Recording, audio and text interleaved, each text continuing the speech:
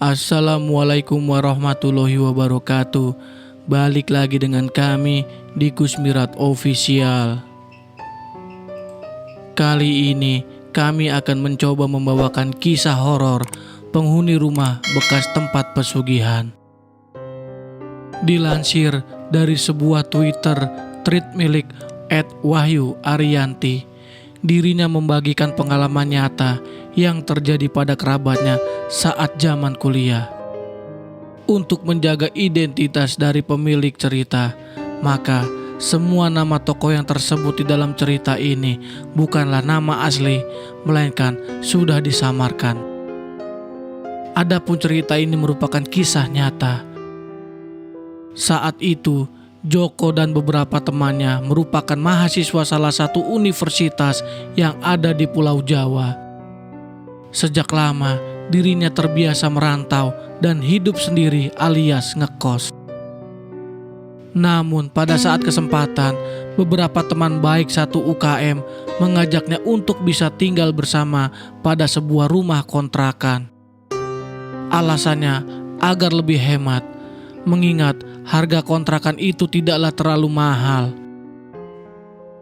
Cerita bermula saat Joko dan beberapa sahabat karibnya sedang asik mengobrol ngalor ngidul. Salah seorang temannya, sebut saja Sugeng, mengajak Joko, Pras, dan Pais untuk tinggal bersama dengan Anto. Sugeng menyebutkan bahwa dengan mengontrak bersama, mereka akan lebih hemat. Pasalnya, kontrakan tersebut dibanderol dengan harga 7,5 juta dan memiliki 3 kamar yang bisa ditempati. Selain harganya yang relatif murah, kontrakan tersebut juga tidak terlalu jauh dari tempat aktivitas mereka sehari-hari. Setelah bersepakat, akhirnya mereka bersama-sama memutuskan untuk meninjau rumah yang akan ditempati bersama. Setibanya di tempat itu, mereka disambut oleh sebuah rumah usang yang terlihat sudah lama tak berpenghuni. Sugeng pun kemudian mencoba menghubungi sang pemilik rumah. Sembari menunggu, mereka dikejutkan dengan kehadiran seorang ibu. "Mau ngontrak di sini, Mas?" tanya ibu itu. Joko kemudian mengiyakan. Namun, saat Pras bertanya kenapa mereka mendapatkan pertanyaan itu, sang ibu hanya menjawab, "Nggak apa, Mas, ibu jalan dulu ya. Semoga pada betah ya," tuturnya. Sontak mereka berlima dibuat penasaran dan langsung curiga. Namun, saat masih mencerna maksud si ibu, Pak Thohir, sang empunya kontrakan, datang dan menyapa mereka. Mereka pun dibukakan pintu untuk bisa melihat area dalam rumah. Sekilas dari luar rumah itu nampak normal dan tidak ada keanehan. Namun saat masuk, Joko langsung merasakan aura yang berbeda. Saat sedang asik memeriksa bagian rumah, Pras yang dari luar memberitahu kerabatnya kalau tidak jauh dari rumah itu terdapat kuburan. Bukan menjawab pertanyaannya Pras, Pak Thohir juga meninggalkan tanda tanya baru saat tertawa dan bertanya balik, "Memangnya kenapa kalau ada kuburan?" Tidak lama setelah itu, Joko justru menemukan sebuah foto sepasang orang tua dengan pakaian khas adat. Meski awalnya membuat dia ngeri, ternyata foto itu adalah sosok penghuni rumah ini yang terdahulu, yang merupakan kakak dari Pak Thohir. Setelah berembuk, akhirnya mereka sepakat untuk mendp. Setelah beres pindahan, akhirnya mereka semua tinggal bersama di rumah itu. Suasana pun terasa normal dan tidak ada kejanggalan. Sayangnya, mendekati 1 bulan berdiam di rumah itu, gangguan mulai terjadi. Kejanggalan pertama dialami oleh Pais. Saat itu, dia memutuskan untuk pulang ke kontrakan lebih dahulu karena sudah beres di kampus. Alangkah terkejutnya saat tiba di rumah, dia menemukan bahwa pintu sudah terbuka dan ada sisa jejak kaki yang berukuran lebih besar dari manusia yang bercampur tanah.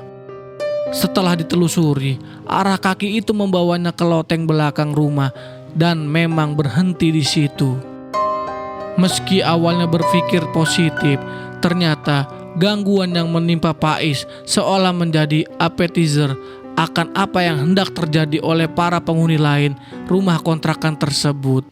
Salah satu yang paling sering terjadi adalah suara misterius seperti suara langkah di atap sampai ketukan pintu rumah yang lembut dan tiba-tiba berubah menjadi suara dobrakan. Sayangnya, saat mencoba mencari sumber suara, mereka selalu tidak menemukan apapun.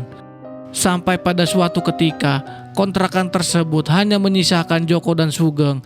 Kala itu, kerabat mereka sedang pulang kampung berhubung sedang libur akhir pekan. Saat sedang asyik mengobrol, mereka berdua mendengar suara seolah ada kuku yang sedang digarukan ke tembok. Penasaran dengan suara itu, mereka memutuskan untuk memeriksanya. Awalnya mereka menduga kalau itu suara kucing yang sedang mencakar-cakar tembok. Setelah dicerna, sepertinya sumber suara itu bukan dari kucing. Tidak lama kemudian, mereka bahkan mendengar suara seperti auman berbarengan dengan suara kuku itu.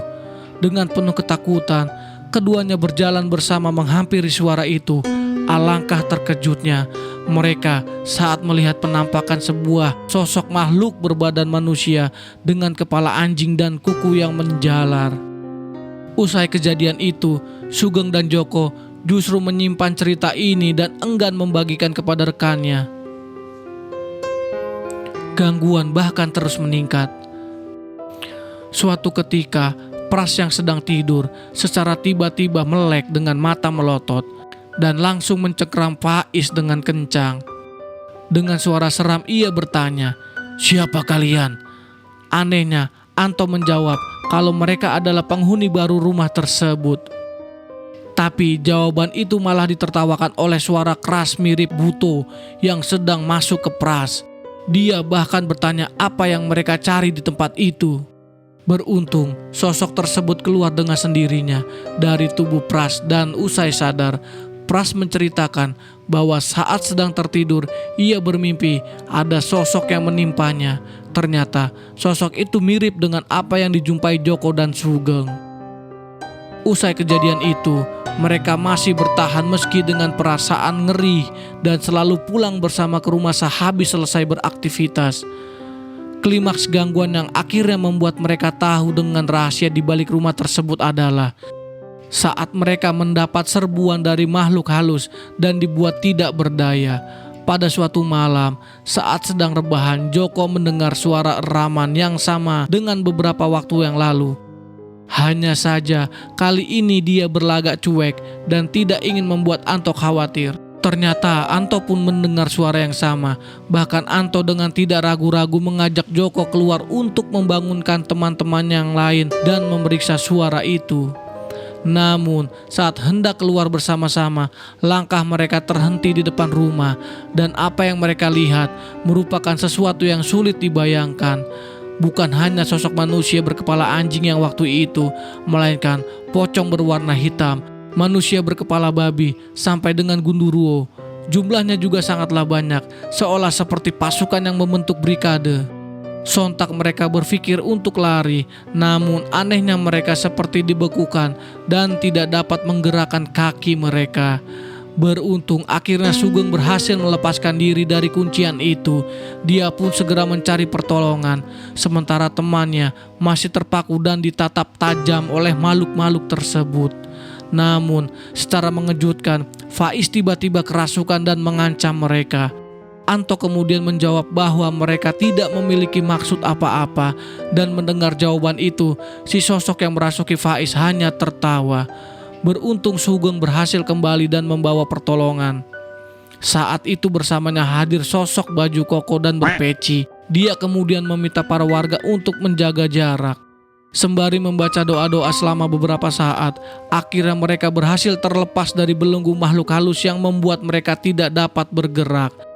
Namun, karena kondisi yang kurang baik dan sudah banyak makhluk halus berjaga di area itu, mereka berlima dilarikan ke rumah Pak Muhlis dan bermalam di sana. Keesokan paginya, mereka ditemukan bersama dengan Pak RT dan Pak Thohir.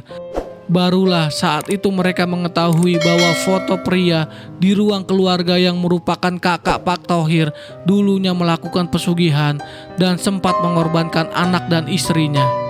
Hingga saat harus memberikan tumbal lagi, dia kemudian gagal dan akhirnya direnggut nyawanya. Mendengar berita itu, mereka akhirnya memutuskan untuk keluar dari rumah tersebut. Demikianlah cerita singkat dari kami mengenai rumah bekas pesugihan. Percaya atau tidaknya cerita ini, kami kembalikan kepada diri kalian masing-masing. Kami dari Kusmirat Official undur diri.